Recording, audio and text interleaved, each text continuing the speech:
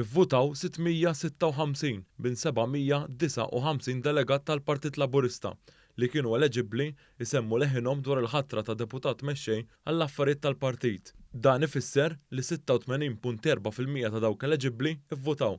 Il-proċess demokratiku għall-aħħar beda fid-9 ta' filgħodu biex il-Perit Daniel Mikallef ikun ikkonfermat deputat mexxej għall-affarijiet tal-partit. Hawn id-delegati kellhom jażlu jekk japprovawx il-ħatra tal-Perit Daniel Mikallef bħala deputat mexxej. Bosta membri parlamentari Laburisti u membri mill-amministrazzjoni tal-partit daħlu fiċ-Ċentru Nazzjonali Laburista fil-Ħamrun biex jitfu l-vot tagħhom.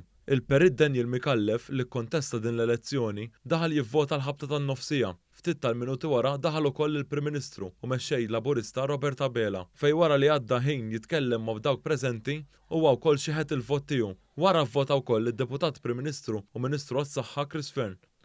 Il-Prim Ministru Abela iltaqa' wkoll mal-President tal-Partit Laburista ġdid Ramon Attard.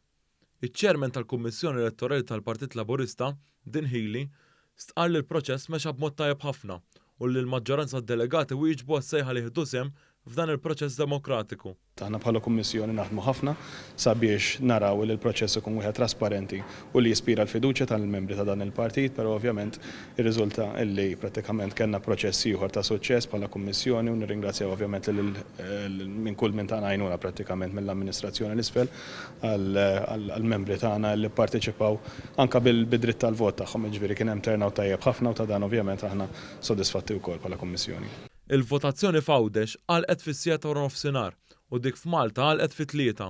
Minnu fih beda l-proċess biex jingħaddu l-voti biex sa ftit anqas minn satej wara sar magħruf ir-riżultat.